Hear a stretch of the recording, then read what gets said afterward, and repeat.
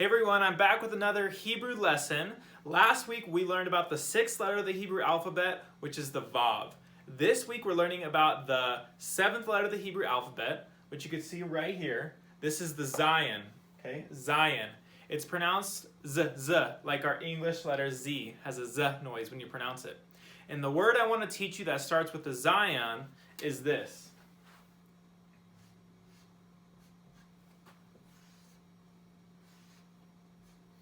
This word is pronounced Zachar. That middle letter there has a ch noise. Zachar. And Zachar is a verb. I noticed we haven't really done any verbs yet, so I thought we could pull one out. And you notice it has these vowels right there.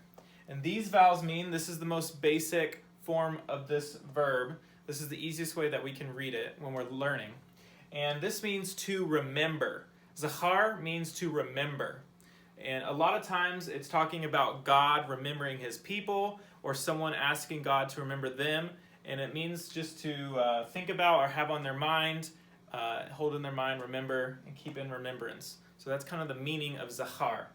And the interesting thing about verbs is you're going to keep these three root letters, but the vowels underneath are going to change depending on if you're talking about remembering what you're remembering, or it depends on if a male or female is doing the remembering, or if a lot of people are remembering. Depending on how you conjugate it or how you change the vowels, that's going to change the meaning a little bit, but it still means to remember because we have those three key letters there. So let's head over to the desk and I'll pull up a verse from the Hebrew Bible that uses the word Zachar. All right, we're over here at the desk. I have my Hebrew Bible, and we're going to be reading Isaiah 46, verse 9. And here we go, we're going to jump right in. Zichru rishonot me'olam ki anochi el va'en od Elohim va'epes kamoni. So there you go.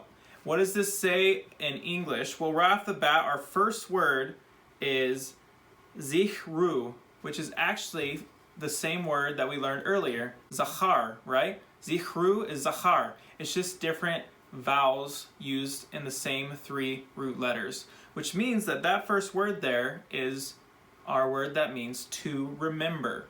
But here it's in the imperative form, which maybe you know what that is, maybe you don't, but the imperative form is a command. So this is God speaking in Isaiah here, and he's commanding his people, remember. He's saying he wants them to remember. So in Hebrew, there's a different verb form for when you say a command. So right here we have remember. It says, remember the former things of old, for I am God, and there is no other. I am God, and there is none like me. Remember the former things of old. So God is calling his people, Israel, here in this verse, through the prophet Isaiah, to remember the commandments he gave and remember the old promises he made, and to remember that he is ultimately their God. So pretty cool. Right here we see Zichru, our word of the week, meaning remember as a command. So there you go. Isaiah 46, verse 9. You can check that out for yourself.